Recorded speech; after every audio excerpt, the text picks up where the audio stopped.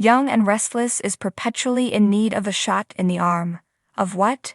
Intensity, melodrama, action, seduction, controversy, any and all of it.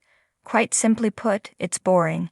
Even a months-long murder mystery and the return of two impressively evil villains didn't get the soap where those who love it want it to be. Here's a look at what's happened and what's coming up. While it seems like a no-brainer for Phyllis to interfere in Billy and Sally's relationship, particularly because they'll be working together and in close proximity, trying to turn it into a love triangle may not fly with fans. Why? Michelle Stafford and Jason Thompson riff off of one another well in scenes, but the sexual chemistry he had with Jenna Tagnoni's Phyllis isn't yet apparent. And that's what made the off-the-wall pairing catch fire in the past. Perhaps the writers will merely have Phyllis create conflict for Sally and Billy. We'll see. In related commentary, despite Billy's enthusiasm for his latest project, watching a character do the same thing ad nauseum makes the audience feel tired and unengaged. Moreover, a majority of viewers, myself included, are sick to death of the endless dry business stories. It's talk, and more talk with little to no drama. The writers need to take a radical turn away from the business and mental health themes that are bogging down the show with boring conversation. We're here to see melodrama and soap opera, period. What does that look like? Our sister site, TV Line, has the newest trailer for Beyond the Gates here. Give it a watch. It's loaded with the type of energy that has gone missing from the young and the restless. Phyllis/Billy/Sally isn't the only potential love triangle in the air as Valentine's Day approaches. Claire's troubles are about to multiply. She's already facing a pretty insurmountable hurdle given that Victor's determined to shut down her relationship with Kyle.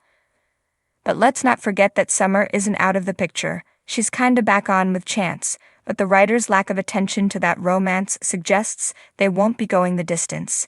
Summer never fell out of love with her ex, and they're connected by a child, one who would still like to see them sharing hugs.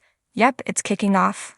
I predict that just when we get to the point that it seems the super stubborn Damian Kane will never accept Nate as his brother, Amy's health will dramatically deteriorate, as set up by her scenes in Society with Audra. Picture this. An emergency medical situation presents itself whilst the half-brothers are battling, and Nate calls upon his old doctoring skills to come to Amy's rescue. Damian may then see him in a new light and be persuaded to let his guard down a little. More importantly, her son won't be able to skip town if she's in the hospital fighting for her life, so this whole scenario would keep Damian in close proximity to Nate. Like it or not, which would inevitably change their dynamic moving forward.